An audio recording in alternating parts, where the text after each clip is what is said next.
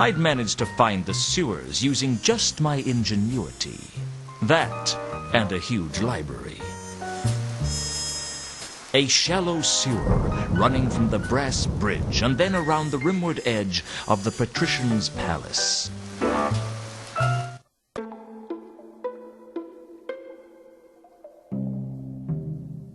The ancient civic plans from the library led me straight to the sewer's entrance, not far from the Mortland Bridge.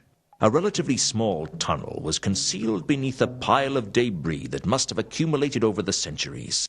It looked as if most of the tunnels here were actually still above the water line, or the sludge line, to be more honest about it.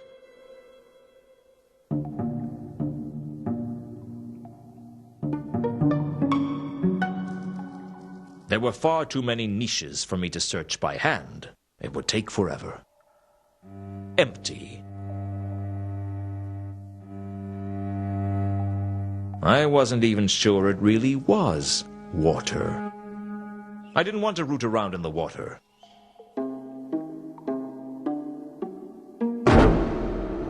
The smell of the Ankh was unbearably strong in the sewer, and it was all I could do to remain conscious.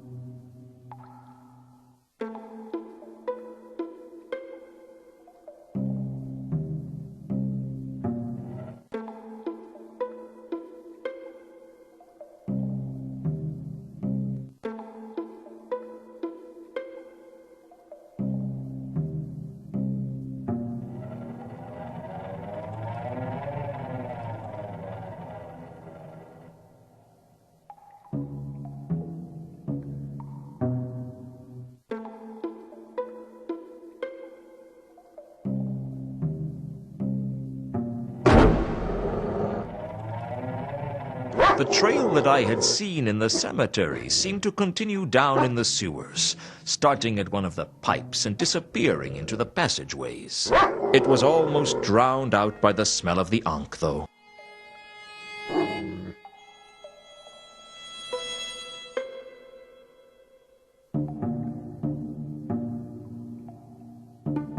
The pipe seemed like any other in the sewer, but for some reason my killer's trail seemed to pass through it.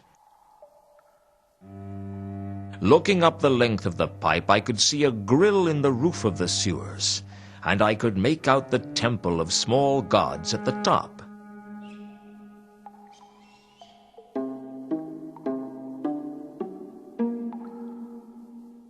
Somehow my killer had been through this pipe.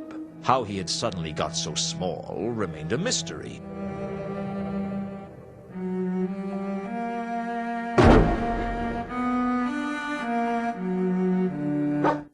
The trail that I had seen in the cemetery seemed to continue down in the sewers, starting at one of the pipes and disappearing into the passageways. It was almost drowned out by the smell of the Ankh, though.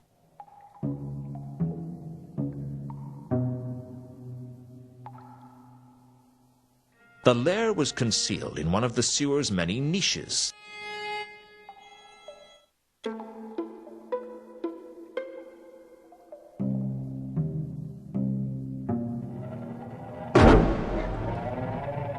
The magenta scent permeated the niche, stronger even than the smell of the Ankh. There weren't many times in life you got to say that.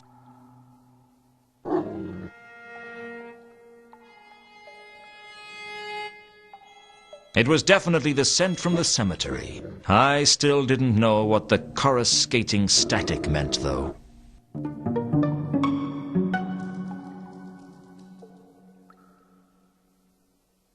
There was all manner of debris piled up inside the niche. It looked like some kind of nest. I was strongly reminded of what I'd found in the Milka's cargo hold, only this nest seemed bigger somehow.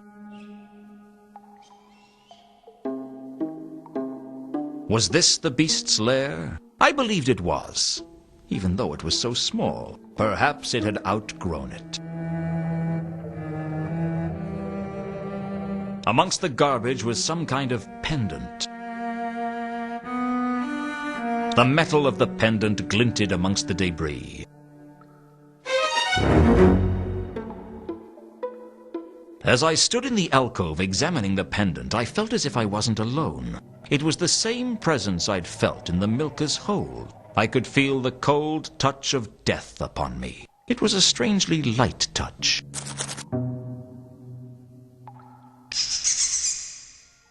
Size obviously isn't important, I agree. You are death, right?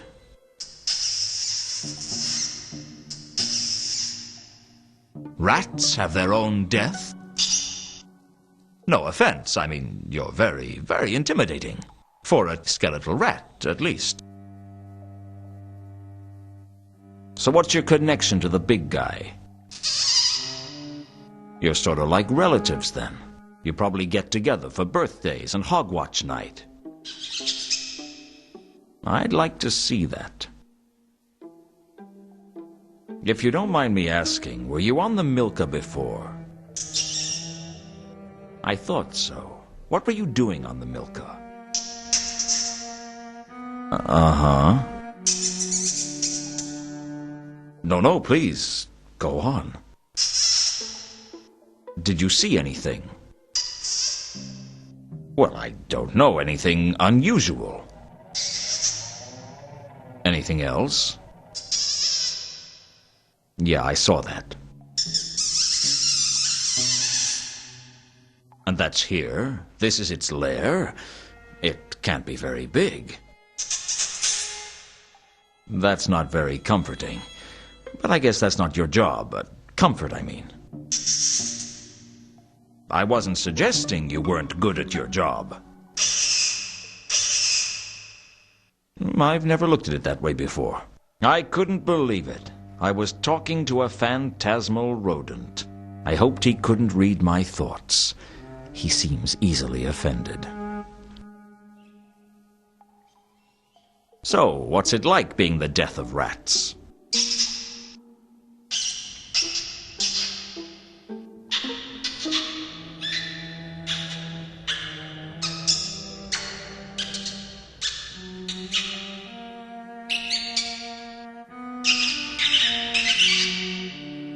You don't get to talk much, do you? So, do you come here often? I'm sorry, it's not easy to think of things to say to something like you. Well, it's not often I find myself in the sewers talking to a... What are you exactly? Exactly.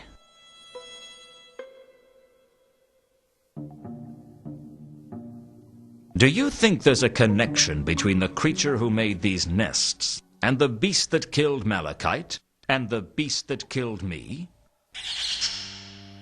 Can't you give me a little help? No, I understand. Professional ethics and all.